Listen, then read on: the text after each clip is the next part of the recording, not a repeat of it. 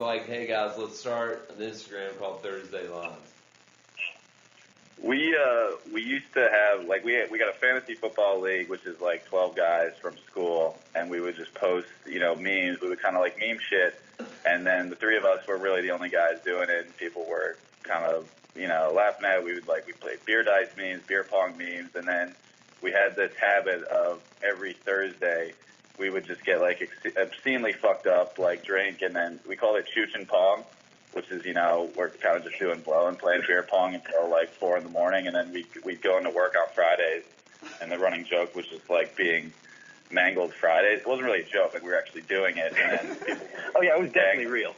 It was definitely real, and people were, very banged up on Fridays, and it kind of just like caught on that every Thursday we just kind of like mutilated ourselves, like for the sake of being with the boys, and then we thought that we'd turn like these kind of BS memes we were making into real videos and see if we could get any traction.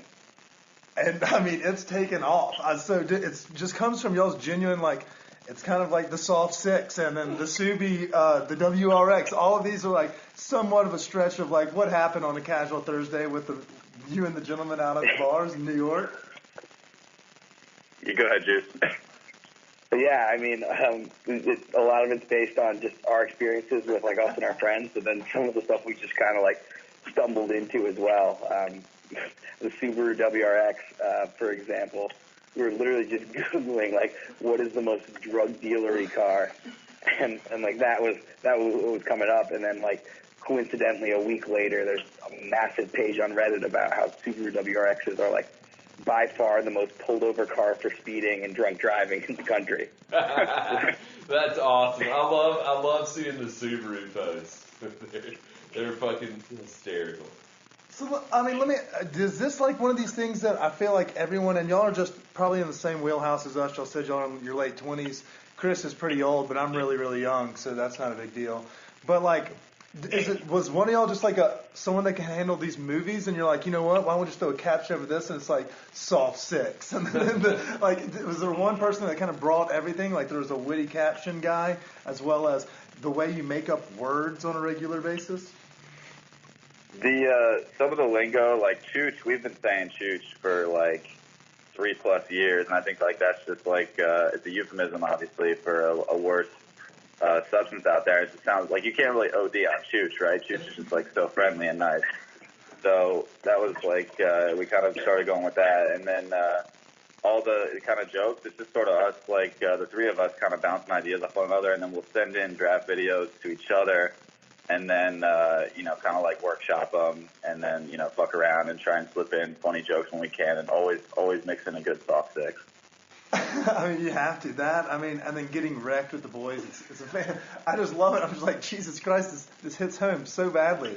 And so many times you just go into work and you're just like, if I could get a little scooter just to get through the rest of this day, I mean, I can make it to the weekend. So you're just like medaling in third gear, just like riding down. You're like, come on, we're so close. So if you guys were talking about heading into work on a Friday wrecked, like what's like the worst thing that happened on one of those wrecked Fridays to you at the office? Juice, you should take the Juice's job in particular has like it involves like a social element and like entertaining clients too. So he's had some rough ones, but I'll let him take that one. I can tell you got some of mine. I'm more of like a corporate job, but go ahead, Juice. Yeah, I mean, definitely some Fridays that you're sitting with the boys on Thursday night, and you look down at your clocks, and the next thing you know, it's 5 a.m. and you've got to be showered in 2 hours and at your desk in 2.5.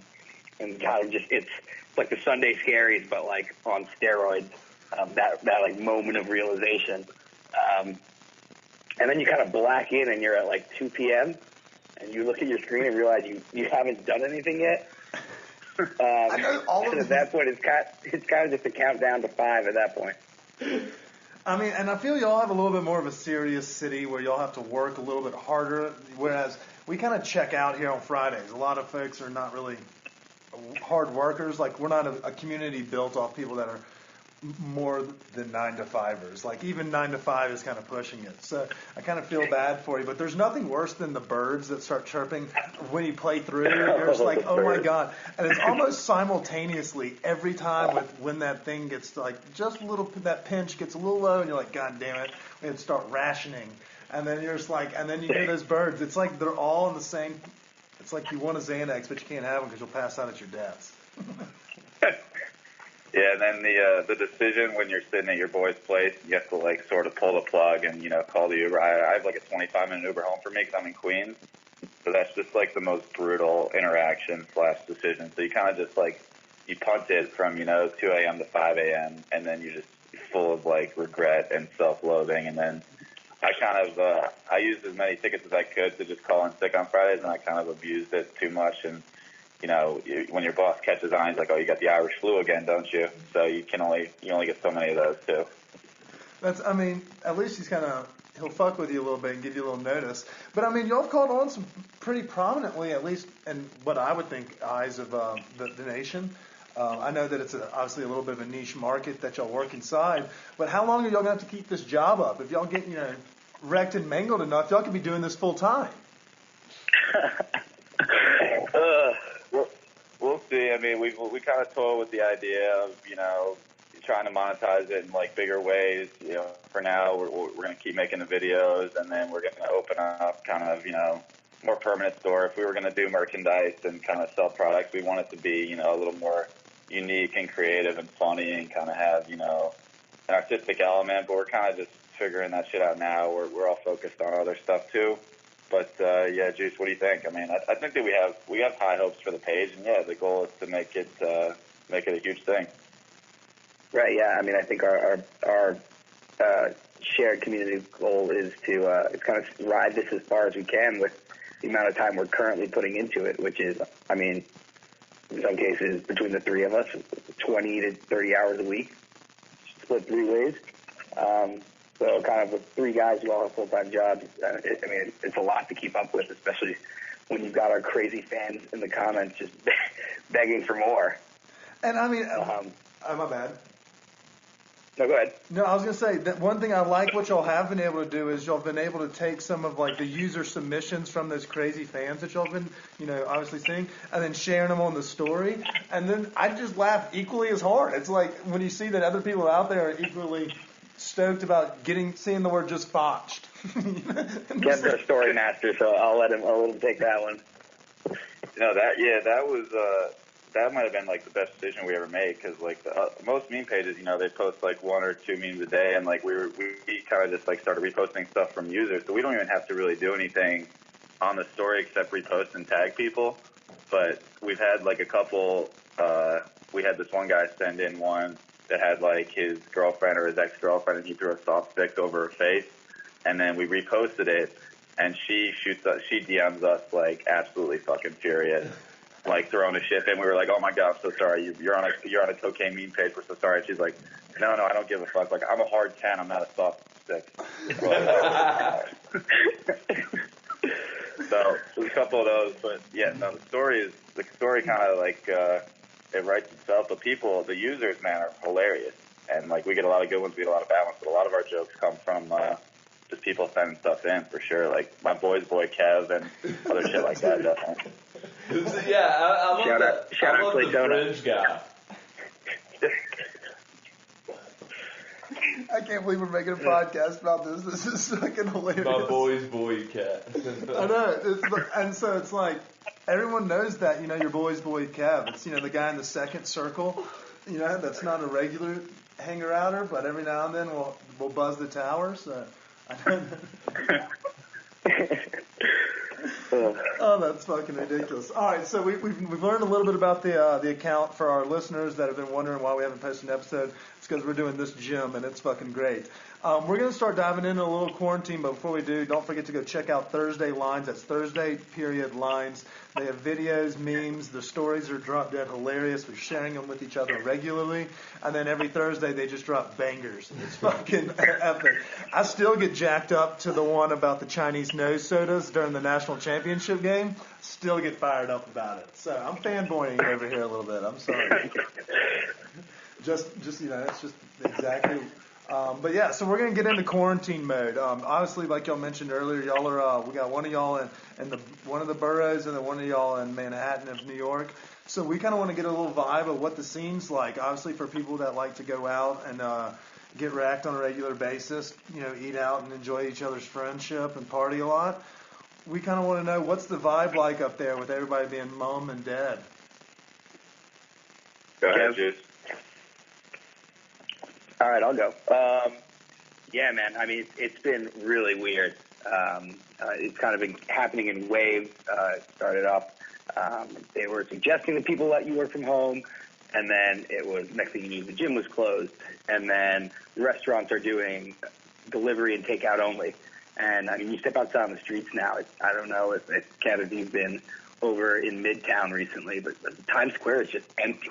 It's like apocalyptic out here.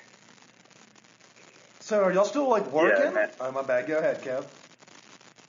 Yeah, I'm just saying it's like it's the same thing, but at least some companies are trying to avoid the obvious. They don't want all their employees thinking that there's an opportunity to kind of just like slack off. So at least for my company, it's like check-in calls twice a day. It's almost as if like people are like trying to create work out of nothing, because a lot of investors and kind of capital markets are shutting down, but you got a lot of companies just trying to instill that it's business as usual. So there's like a ton of communication in my company, but in terms of like being out and about in the restaurants, liquor stores were deemed an essential service. So I think liquor stores are doing gangbusters. Grocery stores are kind of all right. Toilet paper and stuff's all gone. But in general, it's not like a total panic mode kind of scene yet, but it's pretty definitely got the bizarre element, and very few people kind of out and about doing stuff. Yeah, the panic mode hasn't set in, but give it like another month or two, and people are going to start losing their shit. So Chris and I actually live together, and one thing that worries me is that like the confines of smaller apartments, like we're not like our friends or listeners that are down in like Texas and Mississippi, Florida, and Alabama. There's a little bit more room to breathe and stretch your arms. What's this like? Are y'all stuck in like 500 square foot apartments up there, or what? Like, is the ability to cook in your kitchen? Because I know that y'all city is not really made or usually expecting the scene for staying at home and chilling all the time. Yeah, for me, I've got like a studio apartment. I got a big window and kind of good views. Like I'm loving it, man. I'm like I was a stoner in college, so like I'm kind of bumming it. I'm working at my desk by the window and cooking and blazing every night, so it doesn't bother me too much. And then my girlfriend's like a 20-minute walk away, so I've been able to see her and stuff. But Juice, how's it been for you? I'm going a little crazy. Yeah, I'm at my girlfriend's right now in the West Village, and I've seen her now for like 5 straight days. So I'm currently locked in her bedroom, and she's in the living room while I do this. That kind of says it all there. Man, that makes you feel a lot better about our situation. situation. You won't hear me. Okay, all right. So we're not nearly on that kind of quarantine, but we do, figure since because this is Chronicles and y'all are locked down, we're gonna ask y'all, since y'all are especially in different areas, we're gonna go with go-to restaurants that we usually ask. We're gonna ask for go-to genres or things that y'all want to pump in y'all's neighborhood, restaurant-wise. We actually know a couple folks up in New York, so we can actually speak to a little bit of the neighborhood restaurants. But I think we usually like to ask everyone the same kind of questions, and I guess we'll start with you, Juice. First question. Well, let's first ask like what are we binging on Netflix first during this quarantine? That's a good point. Oh man, I've heard nothing but insane things about this Tiger King. Just finished it. That's what's on my queue for tonight. I don't know if anyone's watching. I think it's a show about big cats in America and kind of the crazy people surrounding them. Nope, that is not what it's about. I just finished it today, and you are going to be in. It is about big cats and owners, but yeah, it's not about the big cats nearly as much as these crazy fucking owners from Oklahoma and Texas and Florida. I'm not even making a joke at y'all. It's fucking awesome. It's just white trash people everywhere. It resonated very much with all of us here. All right, that sounds like a pretty high endorsement. I'm excited. Okay, so what have you been watching for the last week? I guess if you got anything that we've missed out on, are we rewatching Westworld or West Wing? Excuse me. I thought the new season of Curb has been good. Not as good as the older season, but I definitely watched that. And then Narcos Mexico.